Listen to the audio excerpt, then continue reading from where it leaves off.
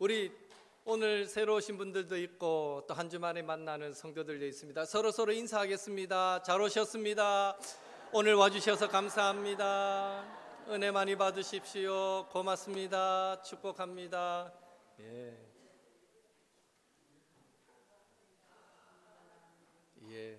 아유.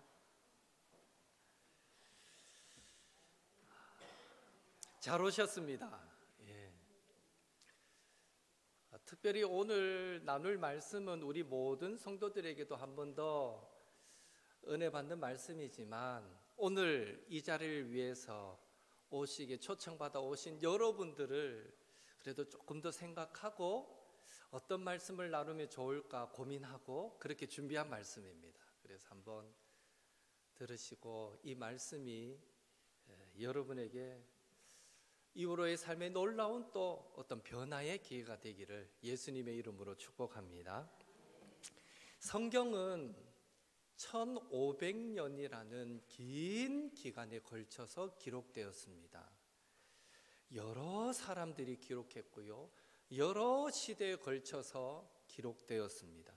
성경만큼 많은 사람들이 등장하고 많은 사건들이 등장하는 책은 없을 것입니다.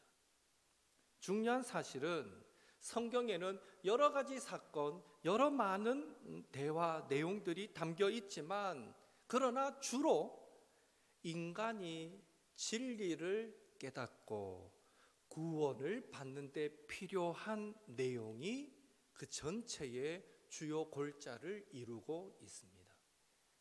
오늘 우리가 읽었던 요한복음 4장 말씀도 마찬가지입니다. 예수님께서 사마리아 지역 수가라 하는 동네에 들어가셔서 그 우물가에서 한 여인을 만나 대화하시거든요. 그런데 그 여인과의 대화가 자세하게 세세하게 전부 다 기록되어 있지는 않습니다. 그러나 오늘 우리에게 전달되어야 할 진리는 분명하게 담겨 있습니다. 예수님은 우물가에서 만난 여인에게 물을 좀 달라고 말을 건네시며 대화를 시작하셨습니다. 처음엔 단순히 우물물 이야기였지만 이내 대화의 초점은 한 번만 마시면 영원히 목마르지 아니하는 생수에 관한 이야기로 대화의 초점이 옮겨집니다. 그러자 조금 전까지는 다소 새침한 태도로 예수님을 대했던 그 여인이 한 번만 마시면 영원히 목마르지 않는 생수를 줄 수 있다라는 예수님의 말씀에 완전 돌연 태도가 바뀌어 예수님 곁에 바짝 달라붙으며 말합니다. 주여, 그런 생수가 있다면 내게도 주시옵소서. 그거 마시고 다시는 이 우물가에 물들어 오지 않게 해주십시오. 여기서 주의를 기울여야 할 부분은, 여인은 예수님이 말씀하시는 한 번만 마시면 영원히 목마르지 않는 생수, 그 생수의 참된 의미를 모르고 구했습니다. 뭔지도 모르고 달라 그랬어요. 그런데 예수님은 전혀 그녀를 나무라지 않으셨습니다. 오늘날에도 예수님을 처음 믿으려고 하는 사람이나 교회에 처음 나온 사람은 성경의 의미를 잘 알지 못합니다. 어쩌면 기독교에 대해서 잘못 알고 오해하는 부분도 있을 수 있습니다.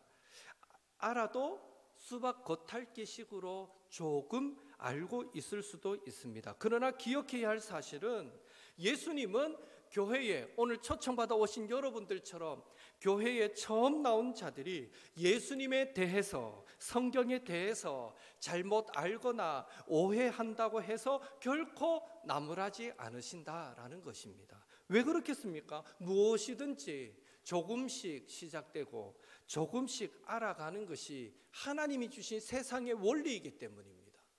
어떻게 교회 오시는 분들이 처음부터 다 알고 의미를 깨닫고 오시겠습니까? 모르는 게 당연하다라는 거죠. 그런 의미에서 여인이 생수의 의미를 잘 모른 채 주여 나에게도 목마르지 않는 생수를 주시옵소서 구했듯이 오늘 처음 교회에 오신 여러분도 예수님 앞에 나올 때 예수님을 믿는 것이 어떤 것인지 잘은 모르지만 그 마음에 어떤 기대감을 갖고 나왔다면 바로 그분에게는 희망이 있다라고 말할 수 있습니다. 가령 이런 거죠. 야, 친구가 오라 해서 한번 가는데 오시면서 문득 이런 생각, 야, 나도 예수님 믿으면 예수님 믿고 복 받았다 하는 사람들처럼 복 받을 수 있을까? 나도 교회 다니면 요즘 고달픈 문제들이 있는데 이런 인생의 문제가 해결될 수 있을까? 그런 막연한 기대감이라 하더라도 그런 기대를 조금이라도 갖고 오셨다면 희망이 있다는 것입니다. 만약 목사님 저는 전혀 그런 생각을 하지 않고 왔는데요, 괜찮습니다. 그럼 이 시간에라도 한번 그런 기대를 조금 가져보시는 것은 어떻겠습니까?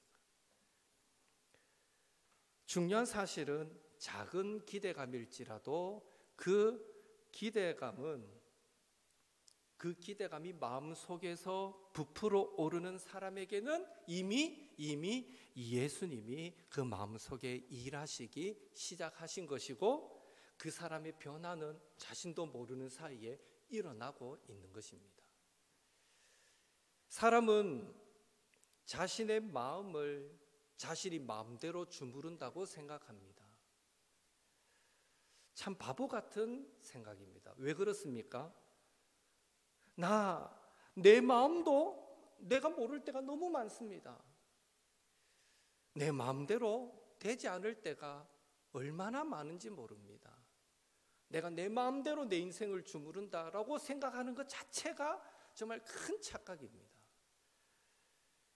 나 자신의 힘으로 하는 것 같고 내가 생각하고 내가 느끼고 내가 결단하는 것 같지만 사실은 내 마음, 내 인생의 배후에는 엄청나게 큰 손이 일하고 계시는데 그분이 바로 하나님이십니다.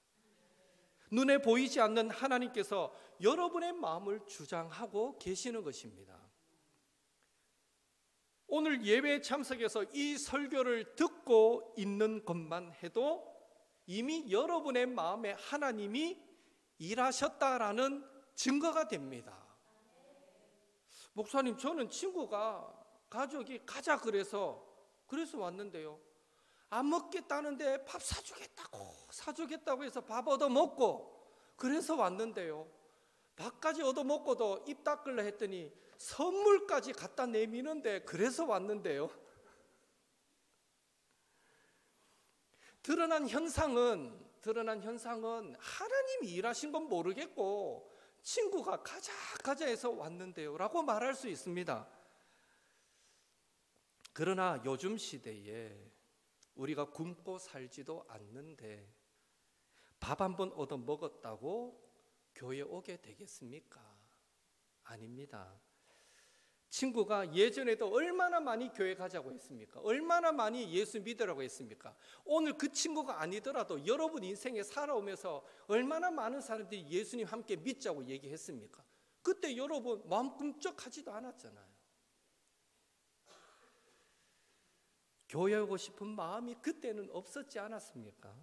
그런데 이번에는 가족이, 친구가 교회 가자 하니까 뭐 상황은 어떻게 되었든지 간에 그래 한번 가볼까 하는 마음이 여러분 마음속에 들었다는 것입니다. 그 한번 가볼까 하는 마음, 그 기대감이 바로 하나님께서 여러분의 마음을 만지시고 계신다는 증거, 하나님이 여러분의 마음을 동하게 하셨다라는 증거인 줄로 믿습니다. 그런 의미에서 저는 가족과 친구의 초청에 한번 가볼까 하는 기대감을 주신 하나님께서 이 예배를 통해서 나도 예수님을 믿으면 무언가 내 안에 변화가 일어날까 하는 기대감으로 그 마음이 자라가게 되기를 바라고요. 더불어서 오늘 이 예배를 통해서 내가 너를 사랑한단다, 내가 너와 함께 할게, 내가 너를 도와줄게, 그렇게 말씀하여 주시는 하나님의 음성도 마음속에 찡하고 들려지게 되기를 예수님의 이름으로 축복합니다. 이렇듯 예수님은 사마리아 여인의 마음에 한 번만 마시면 영원히 목마르지 않는 생수를 내가 얻을 수 있겠구나 하는 기대감을 심어주셨습니다. 그런데 그 사마리아 여인이 주여 그러면 내게도 그 물 주십시오, 내게도 그 생수를 주십시오 라고 반응하니까 웬걸 돌연 태도를 바꾸어서 갑자기 찬물을 끼얹는 말씀을 하십니다. 16절에 보니까 네 남편을 불러오라. 너무 뜬금없지 않습니까? 예수님께서 갑자기 그 여인의 프라이버시를 침해한다라는 생각이 들지 않습니까? 이해할 수 없는 대화입니다. 목마르지 않게 해주는 생수를 말씀하시다가 갑자기 그 생수 좀 달라 하니까 네 남편을 불러와라. 이해가 안 되는 요구를 예수님이 하고 계시는 것입니다. 왜 예수님은 갑자기 여인에게 남편을 불러오라고 말했을까요? 그 질문에 대답하려면 먼저 한 가지 전제해야 할 것이 있는데, 그것은 예수님은 이 사마리아의 수가라는 동네에 이 우물가에 오시기 전부터 이미 그 예수님이 만날 이 사마리아 여인을 잘 알고 계셨다라는 것입니다. 어떻게 그럴 수 있습니까? 예수님도 하나님이시기 때문입니다. 성자 하나님이 인간의 몸을 입고 이 땅에 오신 분이 예수님이시기 때문입니다. 흔히 하는 말로 예수님도 신이시기 때문에 이미 이 사마리아 여인을 만나기 전부터 잘 알고 계셨습니다. 여러분, 신은 모든 것을 알아야 합니까? 모르는 게 있어도 됩니까? 질문이 어렵습니까? 신은 우리 신는 신발 말고 신은 모든 것을 알아야 신입니까? 모르는 게 있어도 신입니까? 예, 알아야 신 맞죠? 모르는데도 신이라고 주장하는 사람이 있으면 절대 믿지 마십시오. 적어도 모든 것 정도는 알아야 믿을 대상이 안 됩니까? 또 여러분, 신은 모든 것을 할 수 있어야 신입니까? 못하는 것이 좀 있어도 신입니까? 예, 당연히 모든 것을 할 수 있어야 신입니다. 그래서 성자 하나님으로 이 땅에 오신, 인간의 몸을 입고 오신 예수님은 하나님이시기에, 신이기에 모든 것을 아십니다. 그런 의미에서 예수님은요, 오늘 저와 여러분이 어디에서 무엇을 하는지도 다 아십니다. 내 형편도 내 상황도 아십니다. 심지어 예수님은 내가 조용히 아무도 모르는 곳에서 은밀하게 행한 일도 다 알고 계십니다. 마찬가지로 예수님은 사마리아 여인을 속속들이 알고 계셨습니다. 특별히 그녀가 남자 때문에 기구한 인생을 산 여인이었다라는 사실을 예수님은 너무나 잘 아셨습니다. 이 세상에는 만남이라는 것이 참으로 중요합니다. 사마리아 여인이 기구한 인생이 된 것은 아마도 그녀의 첫 번째 결혼에 실패한 후부터일 것입니다. 시대가 변한 요즘도 이혼은 사람들의 상처가 될 수밖에 없는데, 지금부터 1900년, 2000년 전의 사회는 이혼한 여인에게는 그야말로 너무나 살벌하고도 냉혹한 잔인한 사회였습니다. 고대 사회가 그랬습니다. 이혼하는 순간 어딜 가도 손 벌릴 데가 없어지게 됩니다. 생계를 유지할 수 없게 됩니다.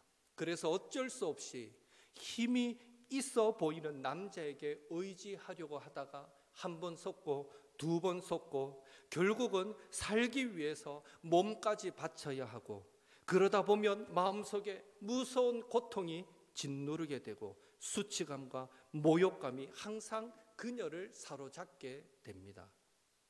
그러면 사람들을 대하기 싫어지고 결국은 사회와 단절된 상태 속에서 인생을 살게 되며 흔히 말하는 폐인이 되는 것입니다. 오늘 사마리아 여인도요, 한낮 12시에 우물가에 물을 들어왔어요. 여러분 기회 되면 이스라엘에 한번 가보십시오. 12시에 광야에 나가보십시오. 그 뜨거운 열기에 사람이 잠시도 서 있지 못합니다. 물을 들어가는 시간은 해가 지는 시간, 노을이 낄 때, 조금 시원해질 때 물을 들어가는데, 이 여인은 왜 그 낮 12시에 아무도 오지 않는 시간에 물을 들어갔겠습니까? 아무하고도 만나고 싶지 않은 겁니다. 기고한 인생을 살며 고달픈 삶을 살아왔기 때문입니다. 그래서 성경은요, 이 절대적 사회적 약자인 고아와 가부를 돌보라, 성경 곳곳에서 고아와 가부를 돌보라라고 강조하고 있는 것입니다. 이 사마리아 여인의 입장도 크게 다르지 않습니다. 예수님은 그녀에게는 과거에 5명의 남편이 있었고, 심지어 지금 함께 살고 있는 남자도 남편이 아니라 동거인이다라는 사실을 너무나 잘 아셨습니다. 이 사마리아 여인만큼 괴로운 인생, 기구한 인생을 산 사람이 어디 있겠습니까? 예수님이 보실 때 사마리아 여인은 스스로 벗어날 수 없는 공경과 죄악에 빠져 있는 상태였습니다. 동시에 그 마음속에는 무거운 죄책감이 양심을 찌르고 짓누르고 있어서 불쌍한 생활을 하고 있는 사람이었습니다. 그녀의 웃음에는 항상 슬픔이 배어 있었습니다. 그녀의 눈동자에는 항상 우수에 젖어 있었습니다. 눈을 뜨나 감으나 희망이 없는 어둠의 세계를 헤매는 불쌍한 여인임을 예수님은 잘 아셨던 것입니다. 그래서 예수님은 이 여인에게 당장 필요한 것은 목마르지 않는 생수가 아니라 먼저 그녀를 억누르고 짓누르는 죄책감, 괴로움, 그 죄의식으로부터 해결되는 것이다 라는 사실을 잘 아셨기 때문에 여인의 아킬레스건이라고 할 수 있는 이 남편 문제를 끄집어 내신 것입니다. 내 남편을 데리고 와라. 오늘 우리도 예수님이 주시는 생수, 우리 마음에 참된 자유와 평안과 행복을 가져다 주는 생수를 얻기 위해서는 먼저 죄의식에서 해방되어야 합니다. 우리는 사람을 죄의식이 있는 사람, 죄의식이 없는 사람, 죄의식을 무섭게 가지고 있는 사람으로 구분해 볼 수 있습니다. 죄의식을 가지고 있는 사람은 마음속에 자기만이 아는 어떤 죄가 있는 사람입니다. 그 사람들은 남에게 절대 말하지는 않지만 마음속으로 두려움과 가책을 받고 있습니다. 그래서 가정에 무슨 일만 일어나도, 일터에 무슨 일만 일어나도 가장 먼저 내가 잘못해서 받는 죄값 아닌가 하고 생각하기 쉽습니다. 한편 죄의식이 없는 사람들은 어릴 때부터 비교적 나쁜 일을 많이 하지 않고 그저 순탄하게 자라서 은근히 자기 결벽증을 갖고 있는 사람이다 라고 말할 수 있습니다. 여러분, 둘 중에 하나님이 싫어하신다면 누구를 더 싫어하실까요?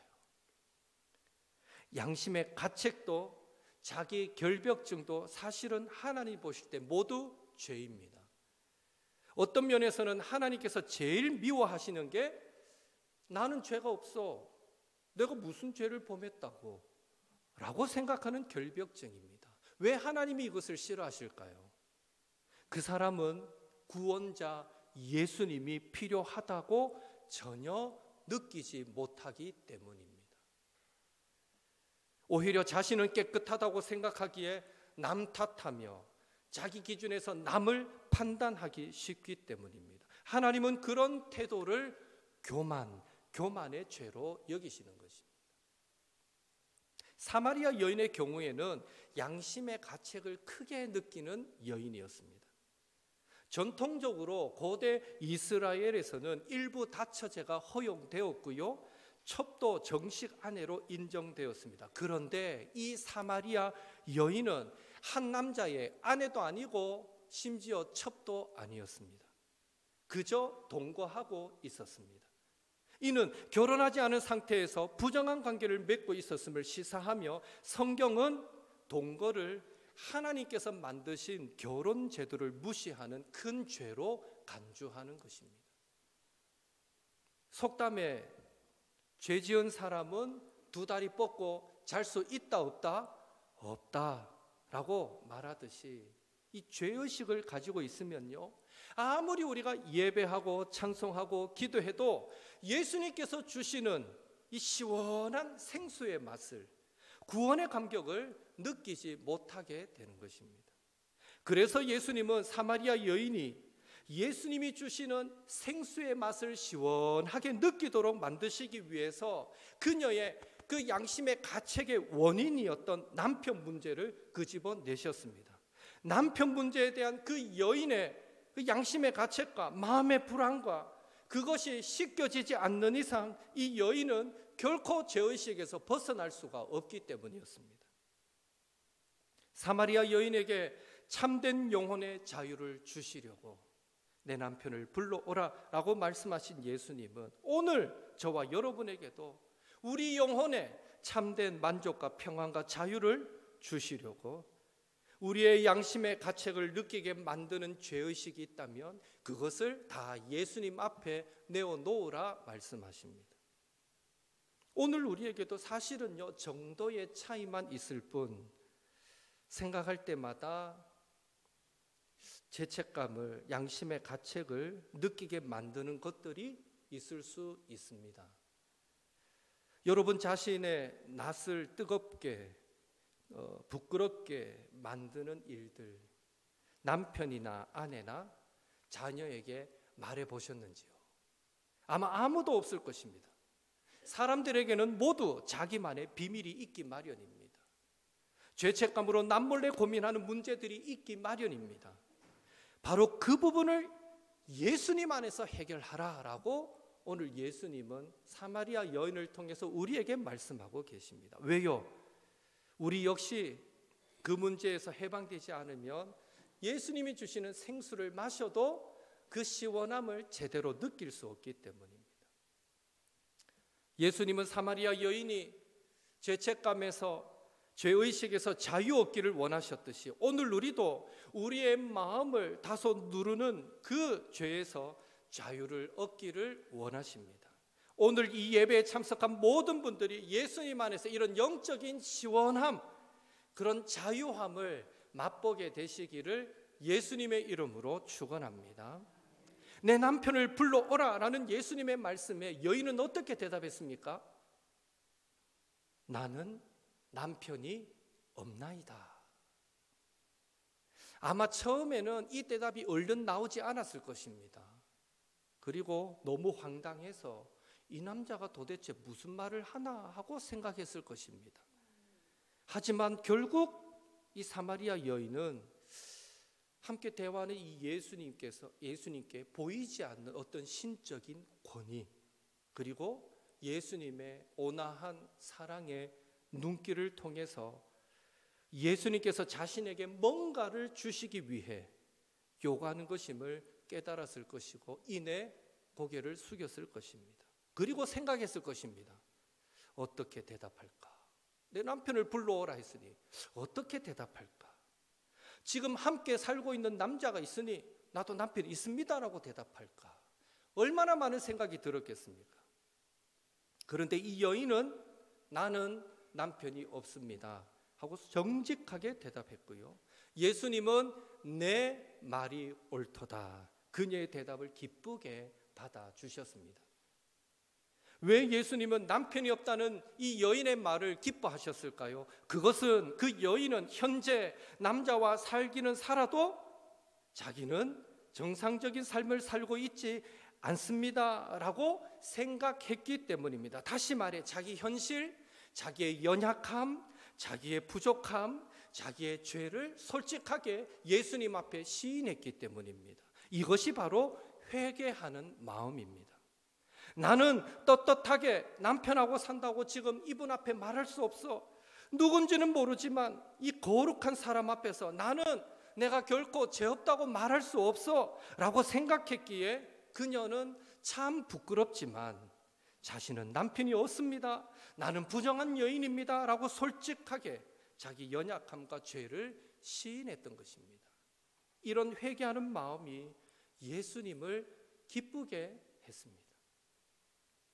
여기서 얻는 중요한 교훈은 우리가 예수님이 주시는 시원한 생수를 마시기를 원한다면, 예수님을 통해서 새 생명과 영혼의 자유와 기쁨을 얻고 또 예수님의 사람으로서 변화된 삶을 맛보기를 원하신다면 먼저 예수님 앞에 자기 자신의 연약함과 부족함과 죄를 시인해야 한다라는 것입니다. 다른 사람에게 자기의 프라이버시를 말하지 마십시오. 지난 날의 허물을 다른 사람에게 말하지 마십시오. 아무런 유익도 없는 과거 이야기 남편이나 아내나 자녀에게 말할 필요가 없습니다. 그러나 예수님께는 말할 수 있어야 합니다. 예수님, 저는 연약합니다. 생각해보니 저도 사마리아 여인과 비슷합니다. 저는 이런 면에서 항상 죄의식을 갖고 있습니다. 예수님만이 이 문제를 해결해 주실 수 있습니다. 주님, 나도 만나주세요. 이렇게 자기의 연약함과 죄됨을 시인할 때 예수님은 사마리아 여인을 어떻게 대해 주셨습니까? 너 왜 그렇게 엉망으로 살았니? 라고 꾸짖거나 책망하지 않으셨습니다. 네 말이 옳도다 하며 그녀를 있는 모습 그대로 받아주셨습니다. 왜요? 예수님은 이미 그녀를 너무나 잘 아셨기 때문입니다. 그동안 얼마나 많은 사람으로부터 상처받고 아파했는지, 얼마나 많이 부끄러워하고 얼마나 많이 고통스러워했는지 예수님은 누구보다 잘 아셨기 때문입니다. 그래서 예수님은 그녀에게 시시콜콜하게 그녀의 과거에 대해서 더 이상 묻지도 따지지도 말하지 않았습니다. 그저 네 말이 옳도다 하고 그녀를 품어주셨습니다. 마찬가지입니다. 예수님은 오늘 우리의 마음도 누구보다 잘 아시기에 더 이상 저와 여러분의 아픈 것을 건드리기를 원하시지 않습니다. 시시콜콜하게 잘 살았니 못 살았니 따지고 싶어 하지도 않으십니다. 단지 한 가지 원하시는 것은 우리가 우리 입으로 나는 연약합니다, 나는 죄인입니다 시인하는 것뿐입니다. 그러면 마치 자녀가 잘못했어요, 앞으로 잘할게요 하는 순간 부모의 마음은 다 이해가 되고 용서가 되듯이 예수님도 우리는 그저 예수님 죄송해요, 저는 어쩔 수 없는 죄인이에요 라고 시인하기만 하면 기뻐하시고 무한한 용서와 사랑으로 우리를 만나 주시는 것입니다. 그리고 그제야 영원히 목마르지 않게 하는 생수를 마시게 만들어 주시는 것입니다. 예수님이 우리의 양심, 우리의 마음을 누르는 죄 문제를 해결해 주실 수 있는 이유는 하나입니다. 예수님은 하나님의 아들로서 자기 백성의 죄를 대신하여 십자가에서 죽으셨기 때문입니다. 하나님께서 우리 모두의 죄악을 예수님이 십자가로 담당하게 하셨기 때문입니다. 그래서 예수님만이 오늘 저와 여러분의 양심과 마음을 억누르는 죄도 얼마든지 용서해 주시고 우리 마음에 참 평안과 기쁨을 허락해 주실 수 있습니다. 더 놀라운 사실은 하나님은 우리 사람들과 달라서 우리의 죄를 용서하시되 다시는 기억하지 않으시는 것입니다. 너무 위로되는 말씀 아닙니까? 이사야 43장 25절에 나는 내 허물을 도말하는 자니 너의 허물을 마치 생선뼈를 발라내듯 너의 죄를 낱낱이 제거하는 자니 내 죄를 기억하지 아니하리라. 나의 죄를 모두 제거하시되 두 번 다시 기억하지 않으신답니다. 이 얼마나 위로의 말씀입니까? 우리의 죄보다 예수님의 십자가의 죽음이 너무나 크고 값지기 때문입니다. 하나님께서 뭐 좋다고 우리의 죄를 기억하시겠습니까? 온 인류를 구원하기 위한 독생자 예수님의 십자가, 그것만을 하나님은 기억하시는 것입니다. 그 십자가 보혈만 기억하시고 예수님을 믿고 의지함으로 회개하는 모든 자들의 죄를 완전하게 용서하시고 구원하시며 그를 하나님의 자녀로 삼아 주시는 것입니다. 나는 남편이 없습니다 라는 고백으로 자신의 죄인됨을 시인했던 여인은 이후 예수님과의 대화를 통해서 예수님이 구원자이십니다 라는 확신을 얻게 되었습니다. 그래서 평소에는 사람 만나기가 싫어서 그 대낮에 그 뜨거운 그 밖에 나가서 우물을 길러야 했던 이 여인이 예수님을 만나고 나서는요, 너무 기쁘니까 물동이도 다 내버려 두고 동네로 뛰어가서 부끄럼도 잊어버린 채 동네 사람들에게서 와서 보라, 와서 보라, 내가 그리스도를, 구원자를 만났다 라고 외쳤던 것입니다. 이런 여인의 행동은 그녀가 예수님을 믿고 죄 용서 받았으며 죄책감에서 자유하게 되었다라는 것을 우리에게 증거해 줍니다. 여러분, 성경을 가만히 보면요, 이 사마리아 여인은 물 기르러 왔어요. 그러나 물 기르러 왔다가 물을 깃지 못했습니다. 예수님께 한 번 마시면 영원히 목마르지 않는 생수를 요청했지만 실제로 예수님께 받아 마신 것이 아무것도 없습니다. 그런데도 동네 사람들에게 와서 보라 하면서 그리스도를, 구원자를 만났다고 외치는 이 여인의 모습에서 우리는 이미 영원히 목마르지 않는 생수를 마셔서 영혼의 시원함을 느끼는 모습을 보게 되는 것입니다. 여인은 자신도 모르는 사이에 예수님이 주시는 생수를 이미 마신 거예요.